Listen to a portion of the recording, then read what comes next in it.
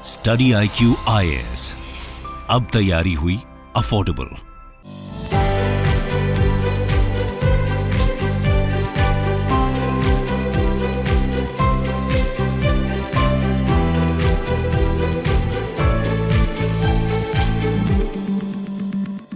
Hi everyone, welcome to Study IQ. My name is Apurv Dikshit. I have secured All India Rank 11 in Indian Forest Survey Examination 2021. आज के session में बात करूंगा कि कैसे अपना डिसिप्लिन मेंटेन रखें और कैसे अपनी मेंटल हेल्थ का ख्याल रखते हुए यूपीएससी की प्रिपरेशन करें। तो यहाँ पे ये जो ऐसा एस्पेक्ट है जो हम हर दिन लाइफ के हर टाइम पे फेस कर रहे होते हैं, स्पेशली ड्यूरिंग प्रिपरेशन, और ये एक बहुत अनएड्रेस सा इशू होता है। ठीक है, आप डेली इस टाइप के चैलेंजेस फेस करते हो and I talk through all the challenges जो हम फेस करते हैं और शायद आप इन चैलेंज से रिलेट कर सको और शायद मैं इसका कुछ आपको सोल्यूशन दे सकूं। सबसे पहले मैं बात करूंगा डिसिप्लिन की। अब डिसिप्लिन एक ऐसी चीज़ है जो आपको यूपीएससी प्रिपरेशन में चाहिए ही चाहिए। आपकी यूपीएससी प्रिपरेशन 1 महीने 2 महीने 3 महीने की प्रिपरेशन नहीं होती है। जनरली अगर इवन आपका फर्स्ट अटेम्प्ट है तो आप पहले प्रीलिम से पहले आपको एटलीस्ट 1 से 1.5 साल की प्रिपरेशन चाहिए होती है। तो जब डिसिप्लिन की बात करते हैं तो इसमें हमें इश्यूज आते हैं कि हम कंसिस्टेंट नहीं होते हैं। हम डे टू डे बेसिस पे हम कुछ दिन 10 घंटा 3 दिन पढ़ेंगे, फिर चौथे दिन हमारा ब्रेक आ जाता है। देन हम कई बार हम टेबल पे बैठे ज़रूर होते हैं बट शायद हम उस वक्त पढ़ नहीं रहे होते, हमारा दिमाग कहीं और होता है। हम अक्सर पढ़ते पढ़ते कई बार फ़ोन उठा के हम उसमें स्क्रोलिंग चालू कर देते हैं। And these are all the issues जो हम फेस करते हैं हर दिन, और हम लोग सब लोग फेस करते हैं। लाइक इट्स नॉट एनीबडी, ऐसा कोई नहीं होता है जो इन इश्यूज़ को फेस नहीं करता है। अब इससे डील कैसे करें? यहाँ पे जो मैं सॉल्यूशंस दे रहा हूँ ये वो हैक्स हैं जो मैं यूज़ करता था। You can have your own solutions but please in issues को अपने आप को जान के इसको एड्रेस करने की कोशिश ज़रूर करिएगा, बिकॉज बिना डिसिप्लिन के ये एग्जाम निकालना बहुत मुश्किल हो जाएगा। तो सबसे पहला हैक जो मैं बात करूँ, जो सबसे पहला सोल्यूशन मैं दे सकता हूँ डिसिप्लिन का, वो है शेड्यूलिंग। कि अपने आप को शेड्यूल करो, अपने आप को अनप्लान्ड मत रखो। ऐसा मत करो कि आपको आइडिया नहीं है कि आज आप क्या पढ़ने वाले हो, कल आप क्या पढ़ने वाले हो, और जो आप पढ़ रहे हो वो क्यों पढ़ रहे हो। तो शेड्यूलिंग में 1-2 चीज़ें का ध्यान रखना। सबसे पहले शेड्यूलिंग थोड़ी ऐसी होनी चाहिए जो थोड़े से सस्टेनेबल होनी चाहिए।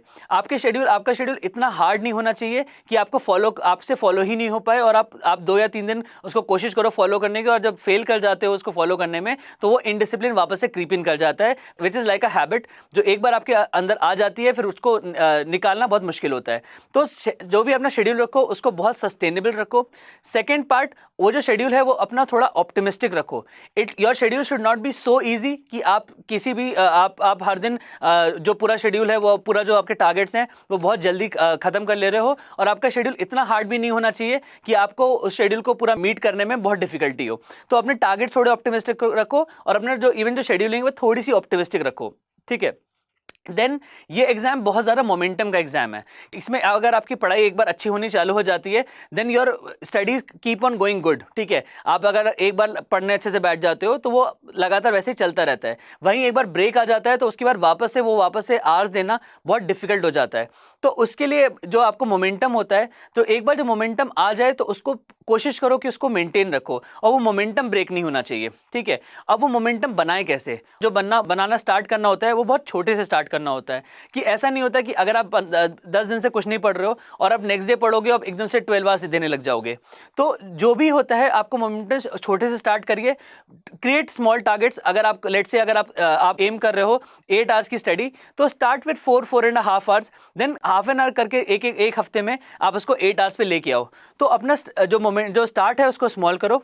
इसी से मेरा नेक्स्ट पॉइंट आता है जिसको हम पोमोडोर टेक्निक बोलते हैं। आप इसको गूगल करोगे तो उसमें बहुत सारे आपको और भी टिप्स वगैरह मिल जाएंगे, बट पोमोडोर का बेसिक आइडिया ये होता है कि जो भी आपकी डेली बेसिस की टास्क है उसको छोटी छोटी टास्क में बांटो और वो छोटे टारगेट्स अचीव करने की कोशिश करो। तो अगर आप मान लीजिए 4 घंटे पढ़ना चाहते हो तो आप उसको 4 पोमोडोर्स में बेसिकली 4 छोटे छोटे टास्क में बांटो, और वो जो टास्क होती हैं वो जनरली आप 50 मिनट्स तक करो एंड 10 मिनट्स का ब्रेक लो, फिर 50 मिनट्स करो और 10 मिनट्स का ब्रेक लो एंड उसको टाइम करो। और जब आप उस छोटी छोटी टास्क को कंप्लीट करते हो आपकी बड़ी टास्क अपने आप कंप्लीट हो जाती है। इस टेक्निक को आप गूगल करके आपको बहुत सारे इस पर चीज़ें मिल जाएंगी and it serves as a good way to start ठीक है, and start and build momentum. Then आपको अक्सर क्या होता है कि जैसे हम बात कर रहे हैं जुलाई 2022 में, और आपका एग्जाम है नेक्स्ट ईयर मई 2023 में। अब ये एग्जाम जब इतना दूर होता है तो हमें वो मोमेंटम, वो मोटिवेशन लाना मुश्किल होता है, and it's very understandable and it happens to all of us. But this is also a very good opportunity to build on your content, to build on your answer writing and everything. तो अभी ये जो basic building blocks हैं वो अभी लगाए जा रहे होते हैं, तो इसलिए अभी से ही काम करना बहुत जरूरी है। अब उसके लिए क्या करो, अब होता क्या कि जो एग्जाम के क्लोज होता है तो हमारी पढ़ाई बहुत अच्छी होती है। उसका बहुत बड़ा रीजन होता है कि हमारे पास डेट्स का प्रेशर होता है, हम उस डेट्स के प्रेशर में परफॉर्म कर रहे होते हैं। कि अगर आपका एग्जाम, आपसे बोला जाए कि 3 महीने में एग्जाम है, you start working because you know कि आपका 3 महीने में एग्जाम है और वो आएगा, उसको कुछ कर नहीं सकते। तो इसी तरीके से अगर आपको अभी डिसिप्लिन लाना है, create that external pressure of dates. अपने आप के लिए आप टेस्ट सीरीज ज्वाइन कर सकते हो। अपने आप के लिए टारगेट रखो कि 15 डेज में मैं एक टेस्ट दूंगा and I have to perform very well in that test. फिर अगर चाहे कुछ भी हो जाए, आप किसी भी रीजन से वो आप नहीं भी पढ़ पाते हो, बट वो टेस्ट आपको हर हाल में देना है। इससे आप वो जो प्रेशर होता है, क्योंकि आप अगर जो भी अपना टेस्ट जो शेड्यूल करो उसकी किसी को एक्सटर्नल अकाउंटेबिलिटी दे दो, जो तुमसे पूछ सके कि आपने टेस्ट दिया कि नहीं दिया, एंड आपने नहीं दिया तो क्यों नहीं दिया। That creates an external pressure, और इस प्रेशर में हमारी पढ़ाई हो जाती है, और इसी प्रेशर को हम as a source of motivation use कर सकते हैं। इवन इससे जो मार्क्स आते हैं इसको as a source of confidence भी यूज़ कर सकते हैं। ठीक है, तो एक्सटर्नल प्रेशर रखो। ठीक है, इसके अलावा another hack that I had was, जो अपनी स्टडी स्पेस है ना उसको बहुत सीक्रेट रखो। अपनी स्टडी स्पेस पे कुछ और ऐसी चीज़ मत करो जिससे आप डिस्ट्रैक्ट होते हो। फॉर एग्जाम्पल, अगर आपको फ़ोन से डिस्ट्रैक्शन होता है, avoid your phone on in the study space. अगर आपको फ़ोन यूज़ करना है, get up from your study space and then use the phone. ये जो सेक्रेडनेस होती है, ये आपके माइंड को एक तरीके से, जैसे आप उस चेयर पे बैठते हो, वो आपको एक माइंड को सिग्नल जाता है कि अब आप बैठ गए हो, your mind now automatically becomes wired to study. तो अपने जो स्टडी स्पेस है उसको बहुत सीक्रेट रखो, एंड वहाँ पे किसी भी फॉर्म का इनडिसिप्लिन मत आने दो। अगर आपका पढ़ने का मन नहीं लग रहा है, अपने स्टडी स्पेस से उठ के जो आपको करना है वो कर लीजिएगा। Then last point, measure everything. अब इसमें इस इकोनॉमिक सर्वे में आज से 3 या 4 साल पहले का इकोनॉमिक सर्वे था, उसमें एक लाइन यूज करी गई थी कि what gets measured get acted upon. जब आप अपने स्टडी आवर्स मेजर कर रहे होते हो, जब आप अपने स्टडी की क्वालिटी मेजर कर रहे होते हो और उसको डेली बेसिस पे ट्रैक कर रहे होते हो, यू स्टार्ट टू फील कि हाँ मैं कम कर रहा हूँ या ज़्यादा कर रहा हूँ, या हाउ एम आई गोइंग, और आप एक बड़ी पिक्चर देख पाते हो। और फिर जब उस बड़ी पिक्चर को देखते हो, then you start taking steps to address it. तो अपने स्टडी आवर्स रिकॉर्ड करो। अगर आप चाहो तो वहाँ सामने स्टॉप वॉच रख सकते हो, एंड जितने टाइम पढ़ रहे हो स्टॉप वॉच ऑन रखो। The moment you get up, the moment you are distracted, the moment you move out of it, आप स्टॉप वॉच को रोक सकते हो। तो ऐसे करके जब आप डेली बेसिस पे अपने स्टडी आवर्स की रिकॉर्ड करो, अपनी इसकी क्वालिटी को रिकॉर्ड करो, और उसको जब पूरे लॉन्ग टर्म में आप जर्नल करोगे, you will start to realise कि कहाँ पे इश्यूज आ रहे हैं और कैसे उसको एड्रेस किया जा सकता है। तो ये 5-6 तरीके आप यूज कर सकते हो डिसिप्लिन को एड्रेस करने के लिए, and these are just my way of doing it. There are so many other different ways of doing it. You have to be very intelligent, you have to be know what your strengths are and what your weakness are, and then work accordingly and feel free to have your own hacks and to have your own way out. Next मैं बात करूंगा confidence की। अब इस exam में a lot of times we face failure. कभी हमें prelims में फेलियर देखने को मिलते हैं, कभी मेंस में, कभी इंटरव्यू में। मैंने प्रीलिम्स में 2 फेलियर्स देखे हैं, मेंस में 2 देखे हैं, और एक बार फाइनल लिस्ट जो इंटरव्यू के बाद भी एक फेलियर देखा हुआ है। And it really affects your confidence, और ये सबके साथ होता है। ठीक है, एंड ये इस एग्ज़ाम की अगेन नंबर ऑफ सीटें इतनी कम हैं और इतने सारा कंपटीशन है कि it becomes quite an inevitable thing कि आपका कॉन्फिडेंस इफेक्ट होगा। अब इसके लिए कैसे इसको डील करो, इसमें सबसे इंपॉर्टेंट जो आप चीज़ कर सकते हो वो है कि नो योर वाई। आप ध्यान रखो कि ये एग्जाम आप क्यों दे रहे हो। इवन अगर आपने अभी तक सोचा हुआ है, दिमाग में है, write it down on a piece of paper कि आप ये एग्जाम दे क्यों रहे हो। And once you are very clear with the reason, keep that paper with your self all the time, ताकि it reminds you all the time कि आप ये चीज़ कर क्यों रहे हो, and it will keep you going. ठीक है, अगर आपका रीज़न बहुत क्लियर होगा, अगर आपका रीज़न वो जेन्युइन होगा, it will keep you going. अगर आप किसी के कहने पे कर रहे हो या किसी के प्रेशर में कर रहे हो, तो ये एग्जाम ऑब्वियसली आपके लिए नहीं है। बट अगर आप खुद से ड्रिवन हो, अगर आप खुद से मोटिवेटेड हो and you have your reasons very clear, it will keep you going. तो अपने वाइज को बहुत स्ट्रांग रखो, ध्यान रखो कि ये एग्जाम क्यों दे रहे हो। देन अगेन आवर्स जो होते हैं ना, जो आप कितना जो एफर्ट पुट कर रहे हो, ये डायरेक्टली आपके कॉन्फिडेंस को फीड करता है। आई कैन टेल यू कि ये एग्जाम ऐसा एग्जाम नहीं है कि अगर आप 14 घंटे पढ़ोगे तो ही निकलेगा और 6 घंटे 8 घंटे पढ़ोगे तो नहीं निकलेगा। That is now not how it works. I know people on both the sides, जिन्होंने 6-8 घंटे पढ़ के भी निकाला हुआ है और जिन्होंने 14 आवर्स पढ़ के भी निकाला हुआ है। बट जो आर्ट्स होते हैं वो आपको कॉन्फिडेंस, जो प्रैक्टिस होती है वो आपको कॉन्फिडेंस जरूर दे सकता है कि अगर आप प्रीलिम्स के एक टेस्ट सीरीज लगाते हो जिसमें 40 टेस्ट होते हैं, देन उसमें एक कॉन्फिडेंस होता है, देन यू स्टार्ट, अगर उसको आप 60 टेस्ट 80 टेस्ट लगते हो तो आपका कॉन्फिडेंस बढ़ता चला जाता है। तो work hard, put in hours just to gain that confidence. It help me. मेरे केस में वो बहुत ज़्यादा वर्क करता था कि जब मैं लगातार हर दिन कंसिस्टेंट बेसिस पे जब मैं एक आवर्स पुट इन कर रहा होता था, it gave me that confidence that I will do well in the examination. ठीक है।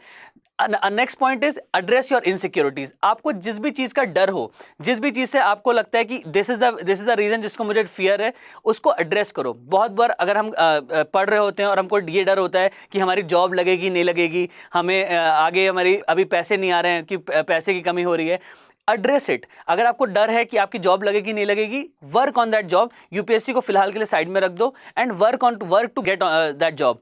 जैसे आप ऑप्शनल पढ़ते हो 4 महीने में, आप कोई भी स्किल सीख सकते हो 3 से 4 महीने में, and you will make yourself worthy enough for an employment. And आपको एम्प्लॉयमेंट अपॉर्चुनिटीज ढूंढो and get into the job, या फिर अपने at least keep yourself employ ready. कभी भी आप keep yourself job ready, कि कभी भी आपके कोई जॉब की अपॉर्चुनिटीज हो, कभी आपको को जॉब चाहिए हो, आप ले सको। This will boost your confidence. तो जो भी आपकी इनसिक्योरिटीज़ हैं, जॉब की हो सकती है, फाइनेंस की लेके हो सकती है, जो भी है उसको एड्रेस करो, and that will help you feel better. And then याद रखो कि ये एग्जामिनेशन, इस प्रिपरेशन में आप अपनी मर्जी से आए थे। किसी ने आपको कहा नहीं था कि ये एग्जाम दे दो, या किसी के लिए नहीं कर रहे हो, आप अपनी मर्जी से ही कर रहे हो, and you are chasing a dream. अगर ये एग्जाम दे रहे हो अपनी मर्जी से, तो it is also in your own hands to get out of it. And इस एग्जाम को देने में कोई बहादुरी नहीं है, कोई मेडल नहीं मिलता इस बात का कि आप एग्जाम दे रहे थे। करो तो तब तक करो जब तक खुशी खुशी कर सकते हो। If you don't feel happy, if you don't like it, if you don't enjoy it, you are perfectly free to walk out of it, and trust me, it's okay to quit। हम इसको बहुत glorify कर देते हैं, हम इस job को बहुत ग्लोरीफाई कर देते हैं, हम सर्विसेज को बहुत ग्लोरीफाई कर देते हैं, but it's totally okay to go get out of it and do something else, and there are many better things to do. If you have passion for things, you will do very well in your life. मैं next बात करूंगा mental health की। अब इस पूरे preparation में हम इतना ज़्यादा प्रेशर, इतना ज़्यादा stress day to day basis पे देते हैं कि हमारी मेंटल हेल्थ पे टोल लेता है, हमारी इसकी वजह से हमारी फिजिकल हेल्थ भी टोल लेती है। एंड अभी शायद आप रियलाइज नहीं कर रहे हो, but your mental health and physical health is the biggest asset that you have, और ये आपकी लाइफ टाइम वाला असेट है। Don't lose it, keep everything to preserve this. ठीक है। तो मेंटल हेल्थ और अच्छी मेंटल हेल्थ और अच्छी physical health gives you the best chance to appear in this examination.